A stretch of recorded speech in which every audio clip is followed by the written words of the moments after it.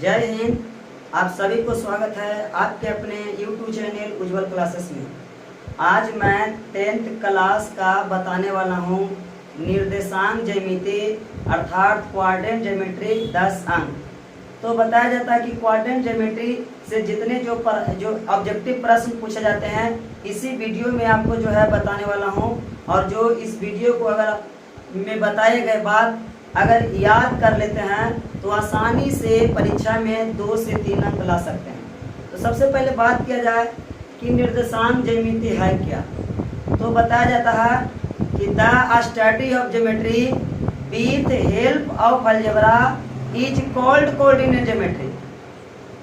The study of geometry with help of algebra is called coordinate geometry. अर्थात हम कह सकते हैं बीज गणित की सहायता से ज्यामिति के अध्ययन को नियामक ज्यामिति कहते हैं। बीज गणित की सहायता से ज्यामिति के अध्ययन को नियामक ज्यामिति कहते हैं। और नियामक ज्यामिति का जो निर्माण जो हुआ है फ्रांस में हुआ है और निर्माण करने वाले व्यक्ति का नाम है रेने देकार्तेस। उन्होंने जो है टेबुलम के प्रयोग द्वारा यह गणित को जो है बनाया है। इसीलिए निर्देशांक ज्यामिति के पिता रेने देकार्तेस जी को कहा जाता है। तो चलिए ध्यान दीजिए, लिखा हुआ है 10th क्लास कोऑर्डिनेट ज्योमेट्री निर्देशांक ज्यामिति या नियामक ज्यामिति 10 अंक। लिखा हुआ है कोऑर्डिनेट ज्योमेट्री क्या है, the study of geometry with help of algebra is called coordinate geometry. यानी बीज गणित की सहायता से ज्यामिति के अध्ययन को निर्देशांक ज्यामिति कहते हैं। इसे नियामक ज्यामिति भी कहते हैं और इसे कार्तीय ज्यामिति भी कहते हैं। यानी नियामक ज्यामिति को 3 नामों से जाना जाता है। एक होता है निर्देशांक ज्यामिति, दूसरा होता है नियामक ज्यामिति और तीसरा होता है कार्तीय ज्यामिति, जो आपको इस पॉइंट में जो है लिखा हुआ आगे आने वाले समय में बताएंगे। तो बात करते हैं निर्देशांक ज्यामिति में एक चिन्ह आता है जो आपको इसको बोलते हैं एक्स अक्ष और इसको बोलते हैं वाई अक्ष। ये जो पड़ी जो लाइन है इसको जो क्षैतिज रेखा में जो लाइन है इसको एक्स अक्ष बोलते हैं और जो ऊर्ध्वाधर रेखा में लाइन है उसको हम लोग वाई अक्ष बोलते हैं। इसको हम लोग क्षैतिज रेखा को भुज भी बोलते हैं या क्षैतिज रेखा बोलते हैं, एक्स अक्ष बोलते हैं। ऊर्ध्वाधर रेखा को कोटि भी बोलते हैं, इसको ऊर्ध्वाधर रेखा भी बोलते हैं और वाई अक्ष बोलते हैं। तो बात किया जाए तो देख रहे हैं यह जो एक्स अक्ष और वाई अक्ष जो मिलता है तो 4 को भाग का निर्माण होता है। इसे हम लोग चतुर्थांश कहते हैं। तो प्रथम पद भी कह सकते हैं, पहला भाग जो हुआ प्रथम पद बनता है, दूसरा द्वितीय, तीसरा तृतीय, चौथा चतुर्थ। तो प्रथम पद भी कह सकते हैं, प्रथम चतुर्थांश भी कह सकते हैं ये वाला घर को, और प्रथम चरण भी कह सकते हैं। यानी प्रथम पद भी इसको कह सकते हैं, प्रथम चरण भी कह सकते हैं, प्रथम चतुर्थांश भी कह सकते हैं। इंग्लिश में इसको फर्स्ट क्वाड्रेंट बोलते हैं, फर्स्ट क्वाड्रेंट। इसमें चिन्ह जो होता है प्रथम चरण में जो चिन्ह होता है प्लस प्लस चिन्ह होता है। प्लस प्लस का चिन्ह क्यों होता है, क्योंकि प्रथम पद का निर्माण एक्स अक्ष पॉजिटिव और वाई अक्ष पॉजिटिव से, यानी कि ए भी प्लस ए भी प्लस, यानी ए एक्स अक्ष प्लस पॉजिटिव से और वाई अक्ष प्लस पॉजिटिव से ये दोनों का निर्माण हुआ। इसीलिए प्रथम पद में चिन्ह होता है प्लस प्लस होता है। अंक भी इसमें प्लस प्लस रहेगा, यानी 2 3 प्लस प्लस में, तो प्रथम चरण में है। आपको कोई देता है दे देगा कि 5 और 4 कौन सा चरण में होगा या कौन सा पद में होगा या कौन सा चतुर्थांश में होगा, तो 5 भी प्लस में 4 भी प्लस में, तो प्लस प्लस में तो समझ है कि प्रथम पद या प्रथम चतुर्थांश या प्रथम चरण में होगा। आइए अब द्वितीय चरण में। तो द्वितीय चरण का निर्माण ई लाइन से हुआ है और ए लाइन से हुआ। तो एक्स और ये हो गया वाई, तो पहले इसको एक्स बोलेंगे इसको वाई। तो एक्स हो गया एक्स अक्ष नेगेटिव और वाई अक्ष पॉजिटिव, यानी एक्स अक्ष माइनस वाला और वाई अक्ष प्लस वाला को मिलने से द्वितीय चरण का निर्माण होता है या द्वितीय पद या द्वितीय चतुर्थांश। इंग्लिश में इसको सेकंड क्वाड्रेंट बोलते हैं। इसमें चिन्ह होता है पहले माइनस तब प्लस, यानी पहले माइनस वाला अंक रहेगा तब प्लस वाला अंक रहेगा। उसके बाद आते हैं तृतीय पद या थर्ड क्वाड्रेंट। ये देखिए तृतीय पद का निर्माण ए लाइन से हुआ और ए लाइन से हुआ, यानी दोनों माइनस माइनस, एक्स भी माइनस वाई भी माइनस। तो तृतीय चरण में चिन्ह माइनस माइनस होता है, अंक भी इसमें देगा तो माइनस माइनस में देगा। उसके बाद फोर्थ चतुर्थांश में आते हैं या फोर्थ पद में या फोर्थ चतुर्थ पद में या चतुर्थांश में या चतुर्थ चरण में, इंग्लिश में फोर्थ क्वाड्रेंट इसको बोलते हैं। चिन्ह होता है, देखिए ई चिन्ह, ई चतुर्थ चरण का निर्माण एक ई लाइन से हुआ, ई लाइन से हुआ, तो एक सच पॉजिटिव और बाई एच नेगेटिव से हुआ, इसीलिए पहले प्लस तब माइनस, क्योंकि पहले एक्स आता है तब बाई, एक्स एच पॉजिटिव है और बाई एच नेगेटिव है, इसलिए चिन्ह जो होता है प्लस माइनस होता है, पहले प्लस वाला अंक बाद में माइनस वाला अंक होता है। उसके बाद ये जो देख रहे हैं ये हो जाएगा एक्स एच, ये होता है बाई एच, ये आपस में जो मिला एक्स एच और बाई एच आपस में मिलता है, उसे मूल बिंदु कहते हैं, इंग्लिश में ऑरिजिन बोलते हैं। हाँ जी, मूल बिंदु को इंग्लिश में ऑरिजिन बोलते हैं। तो मूल बिंदु क्या है, तो लिखना है एक्स एच और बाई एच आपस में जिस बिंदु पर मिलता है उस बिंदु को मूल बिंदु कहते हैं। अगर परीक्षा में आ जाए कि मूल बिंदु किसे कहते हैं, तो हम आसानी से बता सकते हैं कि जब एक्स एच और बाई एच आपस में जिस बिंदु पर मिलता है उस बिंदु को ही मूल बिंदु कहते हैं। समझ में आ गया? मूल बिंदु को इंग्लिश में ऑरिजिन बोलते हैं। मूल बिंदु किसे कहते हैं, तो जब एक्स एच और बाई एच आपस में जिस बिंदु पर मिलता है उस बिंदु को मूल बिंदु कहते हैं। उसके बाद चतुर्थांश किसे कहते हैं, क्वाड्रेंट, यानी चतुर्थांश क्या है, तो बोलेंगे जब एक्स एच और बाई एच को मिलने से जो आकृति का निर्माण होता है उसे ही चतुर्थांश कहते हैं। यहाँ लिखा हुआ है एक्स एच और बाई एच को मिलने से जो आकृति का निर्माण होता है उसे चतुर्थांश कहते हैं। और चतुर्थांश की संख्या 4 होते हैं, या पदों की संख्या 4 होते हैं, या चरण की संख्या 4 होते हैं, यानी चतुर्थांश की संख्या 4, चतुर्थांश को ही पद कहते हैं, तब पदों की संख्या 4, या पद को ही चरण कहते हैं, चरणों की संख्या 4।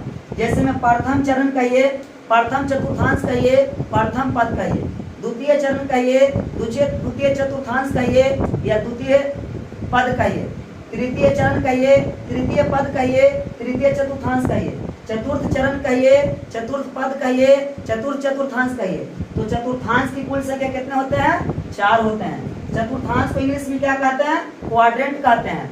चतुर्थांश किसे कहते हैं, एक्स एच और बाई एच को मिलने से, यानी हो गया एक्स एच, आई हो गया बाई एच, इसको मिलने से जो आकृति का निर्माण होता है उसे ही चतुर्थांश कहते हैं। उसके बाद आपको याद दिया हुआ है, अब इसी में से परीक्षा में आपको 3 अंक आ सकता है एग्जाम में, तो ध्यान दीजिए। सबसे पहले आता है भुज किसे कहते हैं, एफ शीशा, भुज को इंग्लिश में एफ शीशा बोलते हैं, तो एक्स एच को भुज कहते हैं। ये जो एक्स एच जो देख रहे हैं, ये जो लाइन जो देख रहे हैं एक्स डैश एक्स, इसी को भुज बोलते हैं, यानी एक्स एच को भुज कहते हैं। परीक्षा में बहुत बार पूछा हुआ है कि एक्स एच को क्या कहते हैं, तो एक्स एच को भुज कहते हैं, या एक्स एच कहलाता है, एक्स एच क्या कहलाता है, तो एक्स एच भुज कहलाता है। उसके बाद आ जाएगा, ये हो गया कोटि, कोटि को इंग्लिश में ऑर्डिनेट बोलते हैं। कोटि किसे कहते हैं, तो बाई एच को कोटि कहते हैं, यानी ए वाला लाइन जो है, ए वाला लाइन बाई एच को कोटि कहते हैं। इसमें एक नंबर बहुत इंपॉर्टेंट क्वेश्चन आता है, दे देगा कि 3 4 में भुज और कोटि कितना होगा, तो आगे वाला होगा एक्स, पीछे वाला बाई, एक्स माने एक्स एच और बाई माने बाई एच, तो एक्स एच को भुज कहते थे, एक्स के सामने तो ऊपर 3 और बाई के ऊपर 4, तो एक्स एच को भुज कहते हैं, तो भुज हो जाएगा 3, अब बाई एच को कोटि कहते हैं, तो बाई है पीछे, तो पीछे है 4, तो बाई एच को कोटि, यानी कोटि हो जाएगा 4। तो समझिएगा आप भुज किसे कहते हैं, एफ शीशा क्या है, तो एक्स एच को भुज कहते हैं, इंग्लिश में इसको एफ शीशा बोलते हैं। कोटि किसे कहते हैं, ऑर्डिनेट, तो बाई एच को कोटि कहते हैं, है ना। उसके बाद आ जाएगा मूल बिंदु का निर्देशांक 0 0 0, 0 होता है, यानी मूल बिंदु, यह बहुत बार पूछा परीक्षा में, यह हमारा मूल बिंदु, और मूल बिंदु का निर्देशांक 0 0 होता है। क्यों होता है 0 0, 1 के क्यों नहीं होता है, 2 2 क्यों नहीं होता है, 3 3 क्यों नहीं होता है, 0 0 क्यों होता है मूल बिंदु का निर्देशांक, तो इसीलिए 0 होता है क्योंकि मूल बिंदु में दूरी ज्ञात नहीं होता है, मूल बिंदु में कोई दूरी ज्ञात नहीं होता, इसीलिए मूल बिंदु का निर्देशांक 0 0 होता है। तो परीक्षा में आ जाए कि मूल बिंदु का निर्देशांक 0 0 क्यों होता है, तो हम बताएंगे कि मूल बिंदु का निर्देशांक 0 0 इसीलिए होता है क्योंकि मूल बिंदु में दूरी ज्ञात नहीं होते हैं। चलिए उसके बाद आगे आइए, एक्स अक्ष और एक्स अक्ष पर किसी बिंदु का निर्देशांक x, 0 होता है, हाँ जी, x अक्ष पर किसी बिंदु का निर्देशांक क्या होता है?